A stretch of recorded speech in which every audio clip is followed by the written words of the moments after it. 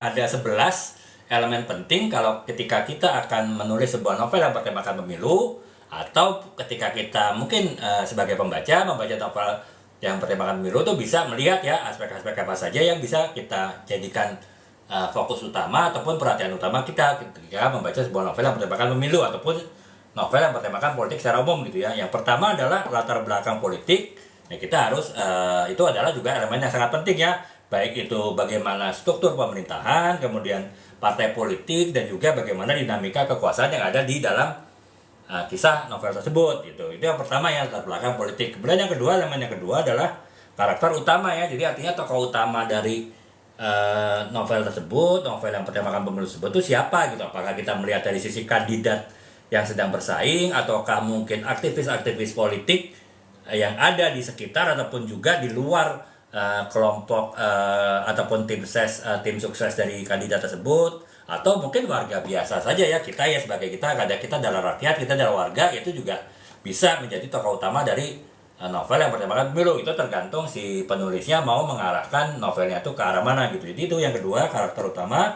Yang ketiga adalah konflik dan drama ya teman-teman ya. Dalam sebuah kegiatan pemilu pasti penuh dengan konflik ya, baik itu di kampanye, di debat, ataupun mungkin yang lebih parah sekarang di sosial media gitu kan, itu penuh dengan konflik dan bahkan penuh dengan drama ya. Ya saya bilang tadi, mungkin ada tangis-tangisan lah, ada kemudian juga ada berusaha ya playing victim ya, bertindak seolah-olah dirinya korban, padahal sebetulnya itu dianya sendiri yang membuat, istilahnya kalau kita sering dengar istilah, dia yang buat sendiri, dia yang nyebarin sendiri, dia yang merasa jadi korban sendiri kan. Itu drama-drama tersebut kan juga sering ya terjadi dalam kegiatan pemilu gitu. Makanya konflik dan drama itu adalah satu paket ya, dan menjadi satu elemen utama juga dalam novel yang bertemakan pemilu gitu.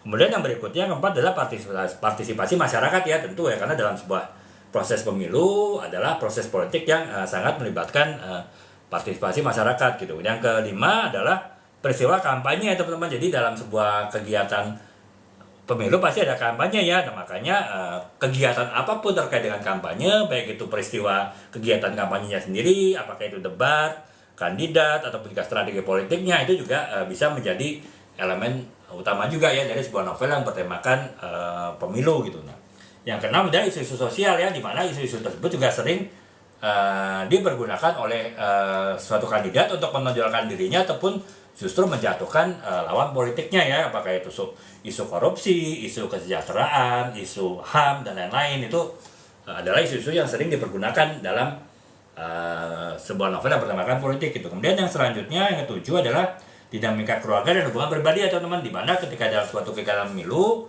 ya, kita lihat sendiri ya di sekitar kita saat ini kan pasti bisa terjadi mempengaruhi hubungan antar individu ya, kita dengan teman kita, bahkan dengan sahabat kita mungkin bisa menjadi renggang ya hubungannya karena ya kita berbeda pilihan misalnya.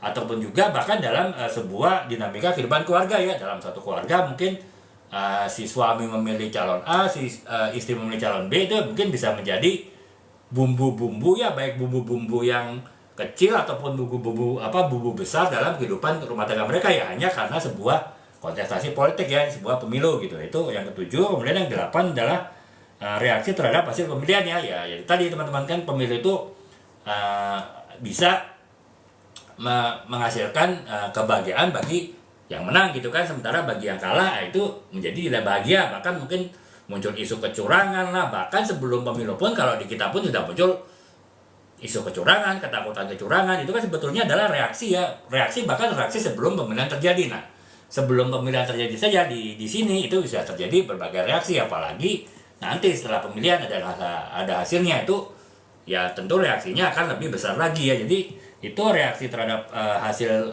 pemilu itu juga bisa menjadi elemen utama dari novel yang bertemakan pemilu gitu. Kemudian yang ke-9 adalah pengaruh media ya teman-teman ya. Saya bilang tadi, media itu harusnya objektif, media itu harusnya proporsional, tapi pada kenyataannya, pada dunia nyata nggak demikian ya. Media itu cenderung subjektif, media cenderung memihak, kemudian media juga cenderung menyampaikan hal yang dia ingin sampaikan dan menyembunyikan hal yang dia tidak ingin sampaikan ya, terutama hal-hal terkait dengan si kandidat yang didukung ataupun setidaknya secara sembunyi-sembunyi itu preferensi dari media tersebut mengarah kepada calon tersebut. Jadi itu ya teman-teman, pemberdayaan media gitu. Kemudian yang selanjutnya ada refleksi atas demokrasi ya. Jadi dari sebuah novel yang bertemakan pemilu itu bisa juga elemen utamanya adalah refleksi dari rakyat ya terhadap sistem pemilu itu sendiri gitu. Apakah sistem pemilu yang diadakan itu sudah benar ataupun masih harus diperbaiki lagi ataupun bahkan mungkin dirubah total undang-undangnya. Itu kan berarti ada refleksi ya masyarakat terhadap suatu peristiwa pemilu. Dan yang terakhir yang 11 adalah pemberdayaan politik ya. Jadi artinya bagaimana rakyat itu benar-benar mempunyai peran penting dalam proses pemilu, bagaimana suara rakyat itu benar-benar bisa menghasilkan suatu kandidat terpilih itu adalah kandidat yang paling tepat, dan juga bagaimana suara rakyat itu bisa mempengaruhi kehidupan negara di masa depan. Itu juga teman-teman, pemberdayaan politik juga menjadi elemen utama dari sebuah novel yang bertemakan pemilu ya. Jadi itu